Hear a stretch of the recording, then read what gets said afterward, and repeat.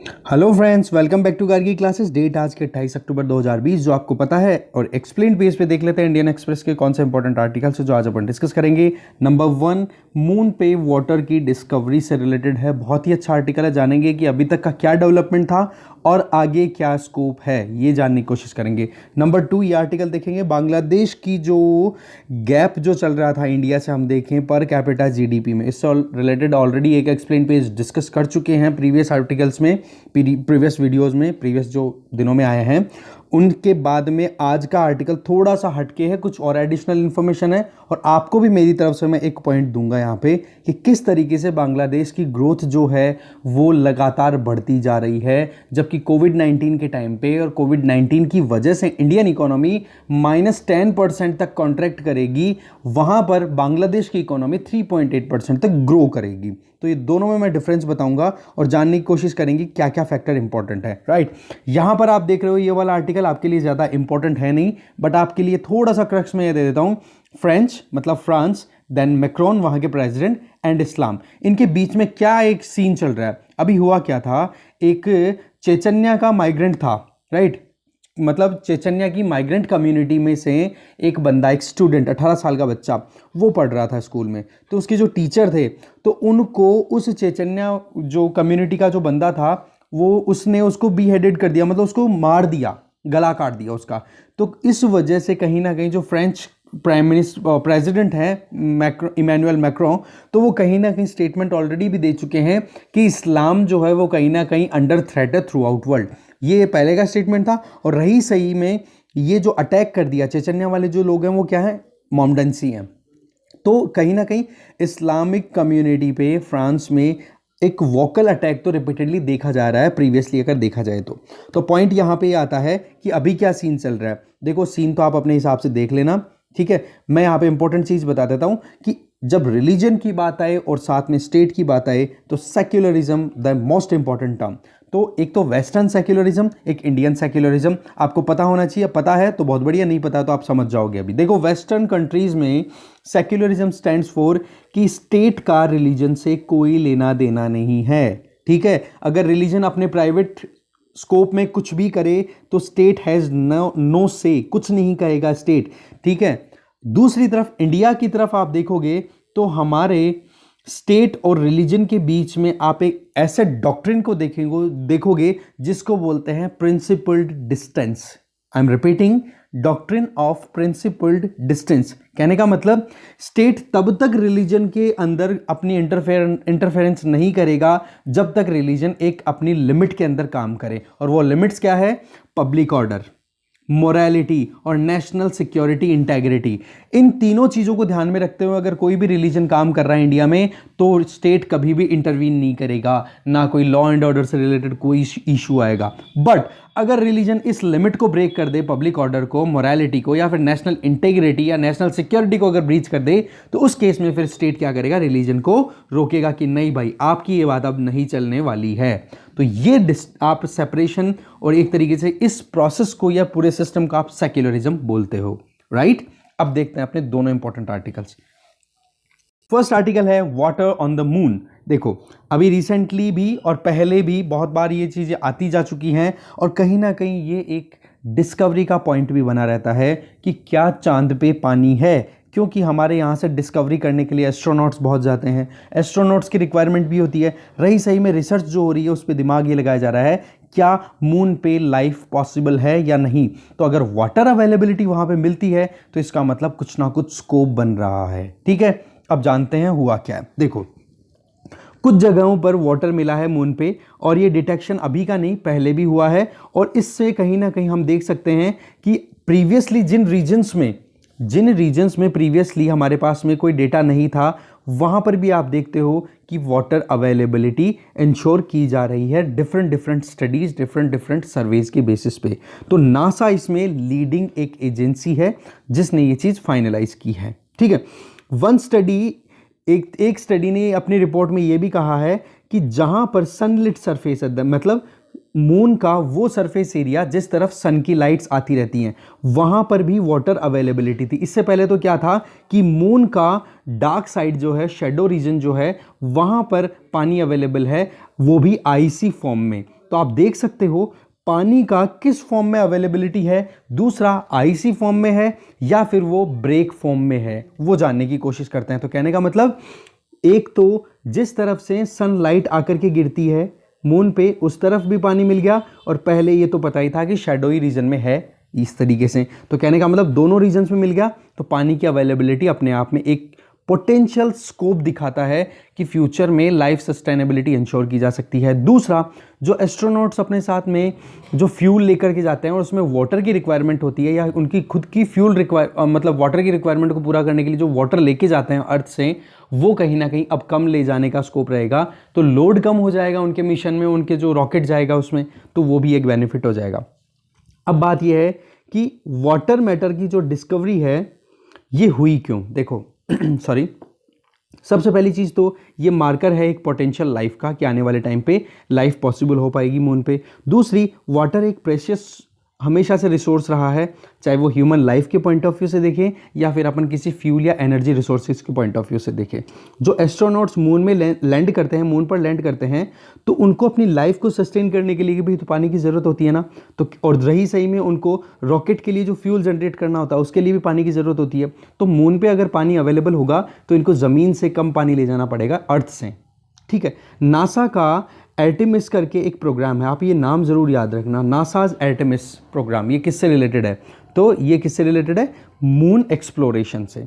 इस प्रोग्राम में आप देखोगे 2024 में एक तो फर्स्ट वुमन भेजी जाएगी मून पे और उसके साथ में एक मैन भी जाएगा, ठीक है। तो ये आप ध्यान रखना, आर्टेमिस ये जो क्या बोलते हैं इसको, प्रोग्राम किस एजेंसी का है, क्यों है, कहाँ के लिए है, मून के लिए है, ठीक है। तो स्पेस एक्सप्लोरर जो हैं वो मून के रिसोर्सेज को अपने लिए ज़रूरत के हिसाब से काम में ले सकते हैं। तो वही बात, पानी अर्थ से कम ले जाना पड़ेगा तो लोड भी कम रहेगा।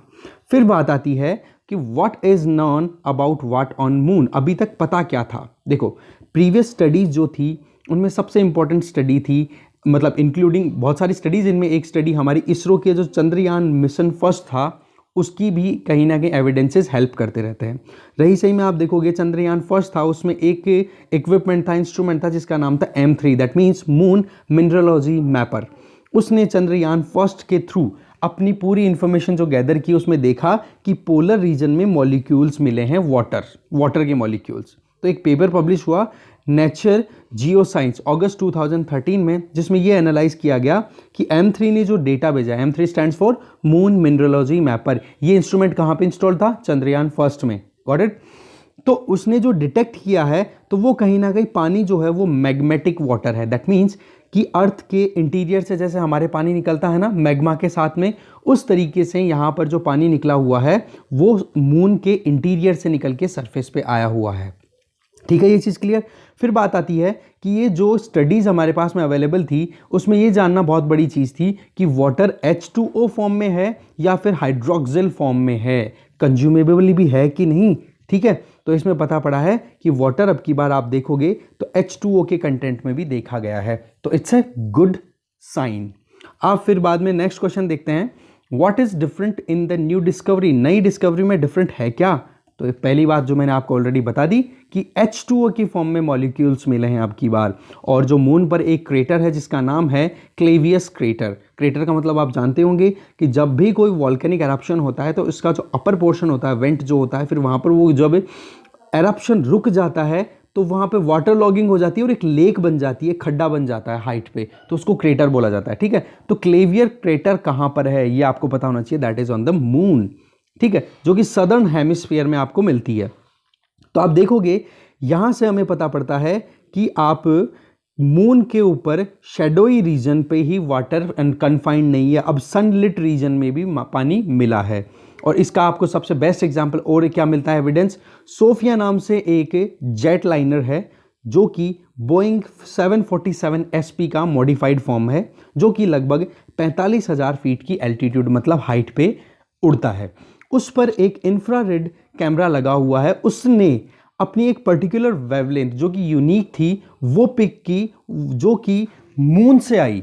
कहने का मतलब ये यहाँ पे मान लो प्लेन है, फॉर एग्जांपल आप समझोगे, अभी यहाँ पर मून है और यहाँ पर आप देखोगे सनलाइट आ रही है, इधर से लाइट आ रही है, सनलाइट, ठीक है, सनलाइट सरफेस है। तो यहाँ पर ये जो कैमरा है ना, इसने अपनी इंफ्रारेड रेज यहाँ पे भेजी और उनसे जो ये सन से टकरा करके जो आ रही थी वो, और खुद ने जो भेजी, मतलब सन से आने वाली जो इंफ्रारेड ही वो टकरा करके फिर इसके पास में आई, कैमरा के पास में, और कैमरा ने जब डिटेक्ट किया तो एक यूनिक वेवलेंथ मिली, और वो यूनिक वेवलेंथ ऐसी थी जो क्लियर बताती है कि वो कहीं ना कहीं वाटर मॉलिक्यूल से टकरा करके आई हुई इंफ्रारेड वेव्स हैं। तो इससे भी कहीं ना कहीं ये चीज़ क्लियर होती है कि वाटर जो है वो शेडोई रीजन में भी, मतलब जिस तरफ केवल अंधेरा रहता है उस तरफ ही नहीं, जिस तरफ सनलाइट भी है वहाँ पर भी वाटर अवेलेबल है मून पर। ओके, और साथ में ये भी बताया कि कॉन्सेंट्रेशन कितनी है वो थोड़ी लो है। आप देखोगे 1 क्यूबिक मीटर अगर सॉइल आप उठाओगे तो वहाँ पर 100 से 412 ppm, मतलब पार्ट्स पर मिलियन, वहाँ पर आपको पानी का कंटेंट मिलेगा। तो अभी नई डिस्कवरी में ये अपने आप में इंपॉर्टेंट चीज़ मिली है। देन कम्स कि भाई ये पानी फॉर्म कैसे हुआ, वहाँ पर तो एटमॉस्फेयर ही नहीं है। ये चीज़ बिल्कुल सही है कि चांद का जो एटमॉस्फेयर है वो बहुत ही थिन है, हमारी तरह थिक नहीं है। तो उस केस में क्या है, देखो जो स्पेस में रॉक्स हैं, बहुत सारी रॉक्स हैं, उनमें कहीं ना कहीं स्मॉल अमाउंट में वाटर होता है, तो वो कहीं ना कहीं बम्बारमेंट होता है, उनका बम्बार्डेड हो गई वो मून सरफेस पे, वो टकराने के बाद में दूसरी तरफ से, एक तो इधर से ये मून किसी सरफेस से इन सोलर स्पेस रॉक्स का टकराना, दूसरा सोलर विंड्स का आना, इसकी वजह से आप देखोगे एक तरफ हाइड्रोजन और एक तरफ OH कंटेंट, तो ऐसे मिलकर के आपका क्या बन जाता है, पानी। ओके, इस तरीके से आप देख सकते हो कि किस पूरे प्रोसेस से हमारी जो लाइफ आज सस्टेन करती है अर्थ पर भी। इसी तरीके से देखो, आपको मैं बताता हूँ, स्पेस एक्सप्लोरेशन के जो मिशंस होते हैं ना, उनमें ये भी एक पर्पज़ हमेशा से बना रहता है कि लाइफ शुरू कैसे हुई। इसीलिए एस्ट्रोनॉमी से रिलेटेड क्वेश्चन भी UPSC और बहुत बहुत अलग अलग एग्ज़ाम में पूछे जाते हैं कि भाई किस तरीके से हम अलग अलग, जैसे सेंचुरी के, प्रॉक्सिमा सेंचुरी के बारे में बात कर लिया, ठीक है, सेजिटेरियस के बारे में बात कर लिया। ये क्वेश्चन क्यों आते हैं, जबकि यार हम तो रहते तो अर्थ में, तो इनकी रेलेवेंस ऐसे होती है। अब देखो वाटर कैसे फॉर्म होता है, आपको यहाँ पे कॉन्सेप्ट क्लियर हुआ कि नहीं, तो इस तरीके से आप देख सकते हो।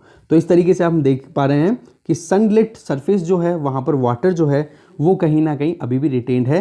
तो ये एक पजल भी है, बिकॉज क्योंकि मून का एटमॉस्फेयर बहुत ही थिक है, मतलब थिन है, सॉरी थिक नहीं है, तो वहाँ पर पानी कैसा है, तो फिर वही बात आ जाती है कि सॉइल में कहीं ना कहीं वाटर पार्टिकल्स जो है वो ट्रैप होकर के रह गए, और जहाँ पर पानी एक बार ट्रैप हो जाता है तो वो वहीं अटका रह गया। फिर बात आती है कि कितना स्प्रेड है पानी का, तो जो सोफिया जो है यहाँ पे मैंने बताया बोइंग 747 SP, इसका मॉडिफाइड फॉर्म है, जेटलाइनर है, तो उसके हिसाब से हम देखें तो वहाँ पर शेडोई पॉकेट की तरफ वहाँ देखें तो एक लूनर सरफेस पे कोल्ड ट्रैप है, मतलब आईसी फॉर्म में वहाँ पर वाटर ट्रैप है, और देखा जाए तो वहाँ पर लगभग 40,000 स्क्वायर किलोमीटर का एक कंबाइंड फॉर्म है, जो लगभग इंडिया के स्टेट केरला के इक्विवेलेंट सरफेस एरिया है। तो वहाँ पर आप देखोगे आइस रिजर्वायर है। तो इस तरीके से हम कहीं ना कहीं मैथमेटिकल कैलकुलेशन लगा सकते हैं, एनालिसिस लगा सकते हैं, और नासा का एक लूनर रिकॉनेसेंस ऑर्बिटर है, वो भी कहीं ना कहीं इस पर काम कर रहा है। व्हाट्स नेक्स्ट, तो सोफिया जो है वो अब फिर से अपनी इसी प्रोसेस में कंटिन्यू लगा हुआ है, जो कि एडिशनल सनलिट लोकेशंस को और देखेगा कि कहाँ पर पानी की फैसिलिटी या पानी की अवेलेबिलिटी है। रही सही में नासा का जो वाइपर है, जिसका फुल फॉर्म क्या है, volatile investigating polar exploration rover, याद रखना कि ये किसका है, ये प्रोग्राम, ठीक है, ये मिशन, तो वो भी कहीं ना कहीं मून के रिसोर्स मैप को डिक्लेयर करेगा अपनी रिसर्च के बेसिस पे। ओके, तो इस तरीके से मून का अपना आर्टिकल खत्म होता है। नेक्स्ट देखते हैं बांग्लादेश की GDP के बारे में। Question is how Bangladesh has reduced gap, Bangladesh ने कैसे गैप को रिड्यूस किया। शुरुआत की जाती है इंडिया पे एक थोड़ा सा कमेंट करके, ये कह के कि 2 साल पहले हमारे होम मिनिस्टर अमित शाह ने कहा था कि हमारे यहाँ पर जो इनफिल्ट्रेटर्स जो आए हुए हैं, इलीगल माइग्रेंट्स आए हुए हैं, वो हमारे देश को दिमक की तरह खाना, लाइक टर्मिट्स। बट पता पड़ा कि अभी आप देखोगे कि हमारे यहाँ पर जो टर्मिट्स हैं वो कहीं ना कहीं, आप साउथ एशियन कंट्रीज़ में अगर कंसिडर करोगे तो उस टर्मिट फैक्ट्री जो कि बांग्लादेश को कंसिडर किया जा रहा था, उसने एक शाइनिंग साइन दिए हैं जो कि बांग्लादेश ग्रोथ कर रहा है। तो ये कहीं ना कहीं जो स्टेटमेंट है अकॉर्डिंग टू द राइटर एक इनअप्रोप्रिएट अनवांटेड थे, जो कि बांग्लादेश के मिनिस्टर ने उस टाइम पे कहा भी था कि आपके पास में इनअप्रोप्रिएट इन्फॉर्मेशन, आपके पास इन्फॉर्मेशन प्रॉपर नहीं है कि किस तरीके से बांग्लादेश के लोग आपके इन्फिल्ट्रेट हुए हैं, अगर घुसे भी हैं तो आप ऐसे मत बोलो, कम से कम डेटा तो क्लियर लेकर के आओ। तो कहने का मतलब ये है कि बांग्लादेश को कहाँ हम किस तरीके से ट्रीट कर रहे थे, बट वहाँ की ग्रोथ जो है वो हमसे भी बेटर है आज के टाइम पे अगर देखा जाए तो। इसी तरीके से जीन ड्रेजा एंड अमर्त्य सेन दोनों इकोनॉमिस्ट हैं। उन्होंने 2013 में अपनी एक बुक लिखी थी जिसका नाम था N uncertain glory, India and it's contradiction. इसमें यह था कि बांग्लादेश जो है ना वो एक आउटशाइनिंग मतलब कह सकते हैं कि बांग्लादेश जो है वो आउटशाइन कर रहा है अपने लार्जर नेबर को, मतलब इंडिया को। ठीक है, बहुत सारे ऐसे इंडिकेटर्स हैं जिनमें बांग्लादेश अच्छे से परफॉर्म कर रहा है, इस बुक के अकॉर्डिंग चल रहा है ये बात। ठीक है, जैसे कि इन्फेंट मोर्टेलिटी हो गई, child immunisation, female literacy, access to improved sanitation, total fertility rate, इनमें सब में इंडिकेटर्स में इंडिया को कहीं ना कहीं आउटशाइन कर दिया है बांग्लादेश ने। ये रिपोर्ट है 2013 की, आप ये देखो। ठीक है, 1971 में आपको पता है बांग्लादेश का लिबरेशन करवाया, तो उस टाइम पर आप देखोगे तो एक लाइफ एक्सपेक्टेंसी जो थी दैट वाज 46.5 ईयर्स, और उस टाइम पे आप देखोगे तो इंडिया में हमारी जो लाइफ एक्सपेक्टेंसी थी उससे 2 साल कम थी। पर जैसे ही 2018 आता है तो बांग्लादेश में लाइफ एक्सपेक्टेंसी, मतलब एक आदमी अपनी लाइफ में कितने साल जिएगा, तो वो 72 हो गया, जो कि हमारे से 2 साल ज़्यादा। तो आप देख सकते हो कि कितना ज़्यादा बांग्लादेश ने ह्यूमन डेवलपमेंट इंडिकेटर्स में अपने आप को अपग्रेड किया है।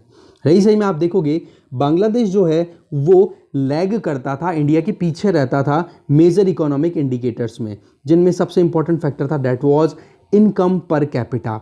पर अभी जो 2015 के अप्रोक्सीमेशन के बेसिस पे हम देखें तो इंडिया की जीडीपी से बांग्लादेश की जीडीपी की जो पर कैपिटा इनकम की बेसिस है ना, उसकी बात कर रहे हैं अपन, जीडीपी नहीं सॉरी, पर कैपिटा इनकम, वो लगभग 25% थी 2015 में, इंडिया ज़्यादा था। आईएमएफ की लेटेस्ट रिपोर्ट के हिसाब से हम देखें तो बांग्लादेश और इंडिया के बीच में ये जो गैप है ना, ये 25% से घट करके बहुत माइनर हो जाएगा, मार्जिनल हो जाएगा, बहुत कम हो जाएगा। ये आप देख सकते हो इस डायग्राम से। ये देखो 2025 आते आते बांग्लादेश और इंडिया के बीच में जो ग्रोथ रेट मतलब इन पर कैपिटा इनकम है उसका ज़्यादा गैप नहीं रह जाएगा। रही सही में राइटर ये बताना चाह रहे हैं कि अभी आईएमएफ ने जो अपनी खुद की जो प्रेडिक्शंस लगाई हैं, या फिर हम पेंडेमिक की वजह से जो पूरा फिनोमेना अराइज हुआ है कि किस तरीके से economic growth register different economies, तो इंडिया जहां पे -10% से कॉन्ट्रैक्ट कर रहा है, वहीं बांग्लादेश +3.8% की ग्रोथ रजिस्टर करेगा। तो यहां पर केवल आप इकोनॉमिक इंडिकेटर्स में ही मत जाओ, यहां पर आप सोशल इंडिकेटर्स को भी देखो, ह्यूमन वेलफेयर को भी देखो, उन सारे सेक्टर्स में कहीं ना कहीं बांग्लादेश ने एरिया को कैप्चर किया है। रही सही में आप देख रहे हो कि बांग्लादेश की इकोनॉमी जो है वो कहीं ना कहीं कैचअप कर रही है इंडियन इकोनॉमी को। मोस्ट एनालिस्ट जो हैं बांग्लादेश में वो लगातार ये देख रहे हैं कि आने वाले टाइम पे जैसे ही कोविड-19 आउटब्रेक खत्म होगा तो उसके बाद में ये प्रोसेस और भी ज़्यादा एक्सेलरेटेड फॉर्म में देखा जाएगा, जहाँ पर बांग्लादेश और अच्छी ग्रोथ रजिस्टर करेगा। तो बात ये आती है कि इस तरीके से करने में बांग्लादेश की हेल्प कैसे हुई। देखो होता है क्या, जब बांग्लादेश लिबरेट होता है तो उस टाइम पे यूनाइटेड स्टेट्स के जो सेक्रेटरी ऑफ स्टेट जिनका नाम था हेनरी किसिंजर, उन्होंने अपने आप बांग्लादेश के लिए क्या कहा था, it's like a bottomless basket, कि आप इसमें कुछ भी डालो कुछ पता नहीं पड़ेगा कहाँ जा रहा है। ठीक है, और डेवलपमेंट पंडित जो थे वो कहते थे कि भाई इस तरीके से ओवर क्राउडेड कंट्री कैसे ग्रोथ करेगा, रिसोर्सेज की कमी है। फिर भी आप देखो आज इकोनॉमिक प्रॉस्पेक्ट्स में ग्रेट परफॉर्मेंस आ रही है। 2009 के बाद से अब तक हम देखें तो बांग्लादेश में एक स्टेबल गवर्नमेंट आई है, शेख हसीना जो प्राइम मिनिस्टर हैं उनकी लीडरशिप में। उन्होंने अपनी एक पॉलिटिकल विल का भी डेमोन्स्ट्रेशन किया है कि किस तरीके से इस्लामिक टेररिज्म को ख़त्म किया जा सकता है, किस तरीके से इस्टेब्लिश की जा सकती है पीस, और साथ में सस्टेन पॉलिसी कमिटमेंट की कैसे एक मैक्रो इकोनॉमिक लेवल पे स्टेबिलिटी लाई जा सकती है। रही सही में फिस्कल पॉलिसी भी देखोगे तो प्रूडेंट है, बहुत सोच समझ करके फिस्कल पॉलिसी फॉर्मुलेट की जाती है। खर्चे गवर्नमेंट जो कम होती है, एक सेकंड या फिर आप देखोगे डेट मैनेजमेंट भी बहुत अच्छे से किया गया है, तो सोशल सिक्योरिटी नेट भी वहां पर बहुत बढ़िया प्रोवाइड किया गया है। तो कहने का मतलब चाहे इंफ्रास्ट्रक्चर हो, चाहे इकोनॉमी हो, चाहे सोशल सेक्टर हो, हर एक सेक्टर में बांग्लादेश ने अच्छा परफॉर्म किया है और उसके पीछे है वहां की स्टेबिलिटी। अब मैं यहां पर अपना खुद का पॉइंट डालना चाह रहा हूं। देखो बांग्लादेश को अगर आप देखोगे तो भैया आप एक चीज बताओ, बांग्लादेश को किस देश को सीधा टैकल करना है जी? कोई भी कंट्री बांग्लादेश से सीधी बॉर्डर शेयर करता ही नहीं है भाई, इसके 3 तरफ तो इंडिया है, चौथी तरफ आ जाता है आपका बे ऑफ बंगाल। कहाँ इस देश को प्रॉब्लम है किसी देश से लड़ने की, और इंडिया इंडिया हमेशा से पीसफुल कंट्री रहा है। इंडिया ने कभी किसी दूसरे देश के साथ में कभी कोई प्रॉब्लम ही नहीं की है। रही सही में इंडिया ने 2014-15 में बांग्लादेश के साथ में एन्क्लेव सेटलमेंट भी किया है। तो भाई जब तीन तरफ से आपकी बॉर्डर एक कंट्री प्रोटेक्ट करके रख रखा है और दूसरी तरफ चौथी तरफ आप देखो तो बे ऑफ बंगाल है, तो वो देश ग्रोथ नहीं करेगा तो करेगा कहाँ? इस देश को कहाँ अपनी मिलिट्री को हाई लेवल तक ले जाने की जरूरत है? इसको थ्रेट ही नहीं है इंडिया से, समझ गए। और दूसरी तरफ इंडिया की तरफ आप देखो, एक तरफ पाकिस्तान की हेडेक है तो दूसरी तरफ चाइना की हेडेक है। तो ये जो चीज़ें जब लगा, और इंडियन ओशियन में भी कहीं ना कहीं चाइना अपनी इमरजेंस को लगातार बढ़ाया जा रहा है, अपनी प्रेजेंस को इंक्रीज किया जा रहा है, तो इंडिया को तो अपने डिफेंस को भी तो इंप्रूव करना पड़ रहा है ना भाई। तो यहां पर आप थोड़ा सा इंफीरियर फील ना करें, राइट। रीजन बीइंग क्योंकि बांग्लादेश एक छोटा कंट्री है और तीन तरफ से इसको प्रोटेक्शन इंडिया खुद दे रहा है। इंडिया ने बाउंड्री सेटलमेंट बहुत अच्छे से किया है। जब से ये एनडीए गवर्नमेंट आई, आपको पता होनी चाहिए कि बाउंड्री एनक्लेव एक्सचेंज हो गए हैं इंडिया और बांग्लादेश के बीच में। तो वो जो एक एनआरसी वाला जो इशू है ना, वो थोड़ा सा अभी भी अटका पड़ा है। बाकी बहुत सारे हदों तक इंडिया और बांग्लादेश के रिलेशनशिप पीक तक हैं। शेख हसीना और नरेंद्र मोदी के जो पर्सनल रिलेशन है, पर्सनल रिलेशन है, वो भी बहुत अच्छे हैं। तो पब्लिक रिलेशनशिप में भी बांग्लादेश इंडिया बहुत पीक पर हैं। तो इस वजह से आप देख सकते हो एक कंट्री को जब चारों तरफ से प्रोटेक्शन मिले, या फिर ये कहे कि पीसफुल आसपास के, आज चाइना और पाकिस्तान अगर प्रॉब्लम ना क्रिएट करे तो क्या इंडिया ग्रोथ नहीं करेगा? 100% करेगा ग्रोथ भाई। हमारा बजट डिफेंस में डाइवर्ट होता है। समझ रहे हो आप मेरी बात को? ये पॉइंट मैं डालना चाह रहा था। खैर अपन वापस आर्टिकल में आते हैं, राइटर क्या कह रहे हैं। अब देखते हैं ये सारी चीज़ें होंगी जिनकी वजह से बांग्लादेश ने ग्रोथ अच्छी रजिस्टर की है। तो इनमें सबसे पहली चीज़ है कि प्राइम मिनिस्टर शेख हसीना जो हैं, इन्होंने बहुत ही इंपॉर्टेंट अचीवमेंट रजिस्टर किए हैं, जिनमें सबसे इंपॉर्टेंट है कि एक बैलेंस बनाना कंपीटिंग पार्टीज़ के बीच में। एक तरफ India, China, Japan, Russia, USA, इन सभी कंट्रीज से इन्हें बांग्लादेश ने बेनिफिट लिया है और खुद के नेशनल इंटरेस्ट को भी प्रोटेक्ट किया है। समझ गए? तो विन विन पॉलिटिकल सिचुएशन बनाई है और इसी का बांग्लादेश को फ़ायदा मिल रहा है।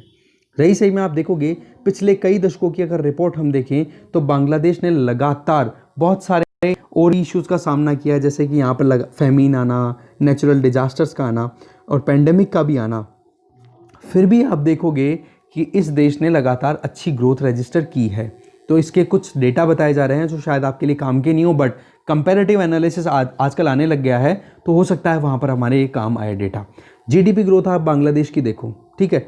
जीडीपी ग्रोथ आप देखोगे तो वर्ल्ड के एवरेज से बांग्लादेश का हमेशा ज़्यादा रहा है पिछले 3 दशकों में। साउथ एशिया में भी आप देखोगे तो साउथ एशिया की जो ग्रोथ रजिस्ट्रेशन है उसमें सबसे ज़्यादा बांग्लादेश का कंट्रीब्यूशन है। बांग्लादेश ज़्यादा मतलब इंक्रीमेंट रजिस्टर कर रहा है। तो फास्टेस्ट ग्रोइंग इकोनॉमीज़ में से एक है। रही सही में आप देखोगे कि जो अलग अलग सेक्टर्स हैं उनका इसकी बांग्लादेश की जीडीपी में कंट्रीब्यूशन, तो एग्रीकल्चर का कंट्रीब्यूशन बांग्लादेश की जीडीपी में आप देखोगे 1980s के टाइम पे जहां 1/3 हुआ करता था, वो अब 2018 में घट करके 1/5 से भी कम हो गया है। सॉरी, रिपीट कर रहा हूँ मैं इसको थोड़ा सा। एग्रीकल्चर का 1980s में कंट्रीब्यूशन बांग्लादेश में हुआ करता था 1/3, इंडस्ट्री का कंट्रीब्यूशन हुआ करता था 1/5 से भी कम, जबकि 2018 आते आते क्या हो गया, जीडीपी में एग्रीकल्चर का कंट्रीब्यूशन कितना हो गया, केवल 15%, बहुत कम। और इंडस्ट्री का जो कंट्रीब्यूशन है वो आज देखोगे 1/3। कहने का मतलब कि एग्रीकल्चर की डोमिनेंस अब धीरे धीरे लगातार डिक्लाइन करती जा रही है। और यही चीज़ हमारे देश के लिए भी बोला जाता है कि भाई एग्रीकल्चर पे डिपेंडेंस जिस दिन हम कम कर लेंगे, मैन्युफैक्चरिंग इंडस्ट्री हमारी अच्छी हो जाएगी, सेकेंडरी सेक्टर अच्छा हो जाएगा, सर्विस सेक्टर भी हमारे स्ट्रॉन्ग हो जाएगा, जो कि ऑलरेडी है, वो सस्टेन अगर कर जाता है तो उस केस में इंडिया फिर अच्छी ग्रोथ ऑटोमेटिकली रजिस्टर करना शुरू कर देगा। इसके अलावा हम देखें एक्सपोर्ट की बात करें तो 1990 से लेकर के और अभी तक हम देखें तो बांग्लादेश में एक्सपोर्ट राइज ही हुआ है। फाइनेंशियल ईयर 92 में बांग्लादेश से एक्सपोर्ट होता था $2 बिलियन ओनली, और अब देखोगे आप तो बांग्लादेश से एक्सपोर्ट होता है लगभग $40 बिलियन, लगभग 37 सालों में 20 गुना इंक्रीमेंट। फिर पॉइंट आता है रेमिटेंस का। वो बात ठीक है कि बांग्लादेश में रेमिटेंस का आना जो है वो वेरी लोअर वेजेस की जो सेगमेंट होता है ना, लो वेज लेबर है, उससे आता है। बट फिर भी आप यहाँ पर कंट्रीब्यूशन देखो बांग्लादेश की इकोनॉमी में। जो फाइनेंशियल ईयर 91 में बांग्लादेश में रेमिटेंस आया करता था $764 मिलियन, अब कितना आता है 16.4 बिलियन डॉलर। तो बांग्लादेश के पॉइंट ऑफ व्यू से आप देखो तो बहुत इंपॉर्टेंट कंट्रीब्यूशन है। वर्ल्ड के टॉप 10 रेमिटेंस रिसीविंग कंट्रीज में से एक है बांग्लादेश, समझ रहे हो। तो इस तरीके से बांग्लादेश को हर एक तरीके से कहीं ना कहीं बेनिफिट मिल रहा है। वो बात ठीक है, फिर भी अभी कहीं ना कहीं बहुत सारे इश्यूज है जिनको टैकल करने की ज़रूरत है। जैसे कि यहाँ पर आप देखोगे तो weak tax mobilisation capacity, taxing system अभी इतना एफिशिएंट नहीं है। दूसरा, जुडिशरी ओवरबर्डन्ड है। तीसरा, ब्यूरोक्रेसी जो है वो इनएडिक्वेट है और इसकी कैपेसिटी बहुत कम है। इसके अलावा आप देखोगे तो ये सारी की सारी कमियां केवल बांग्लादेश की नहीं है, साउथ एशियन कंट्रीज़ की सबकी, इंक्लूडिंग इंडिया। तो कहने का मतलब ये है कि बांग्लादेश कहीं ना कहीं राइजिंग स्टार है, बहुत सारी प्रॉब्लम भी है, तो वो compete करने के लिए भी रेडी है। तो इस तरीके से स्टेबिलिटी अगर कंटिन्यू बनती रहती है, बांग्लादेश और राइज करेगा। उसके लिए हमें भी खुश होना चाहिए कि हमारा एक पड़ोसी देश अगर इकोनॉमिकली राइज करता है तो उससे हमें फ़ायदा ही होगा। जैसे आप देखो नॉर्थ अमेरिका को, जैसे आप देखो वेस्टर्न यूरोप को, जब वो लोग ग्रोथ कर रहे हैं तो उससे हर एक कंट्री को फ़ायदा। और आज पूरा यूरोप डेवलप्ड है, ठीक है। नॉर्थ अमेरिका में कनाडा देखो, यूएसए देखो, और मैक्सिको भी कहीं ना कहीं अब एक्सेलरेशन की तरफ बढ़ रहा है। तो पड़ोसी जब अच्छी स्टेबिलिटी में रहते हैं ना तो अच्छा रहता है। आज पाकिस्तान क्या कर रहा है, खुद की स्टेबिलिटी, इकोनॉमिक स्टेबिलिटी की बजाय कुछ और ही चीज़ों में फंसा पड़ा है। अगर पाकिस्तान प्रोडक्टिव काम करना शुरू कर दे तो क्या गरीबी हट नहीं सकती साउथ एशियन सब कॉन्टिनेंट से? बिल्कुल। बट वही बात, अपनी अपनी सोच, अपने अपने तरीके जीने के। बाकी बांग्लादेश की ग्रोथ में इंडिया का क्या रोल है इनडायरेक्टली, वो मैंने आपको एक मेरी तरफ से एक पॉइंट ऐड ऑन और किया, ठीक है। तो thank you very much for watching this video.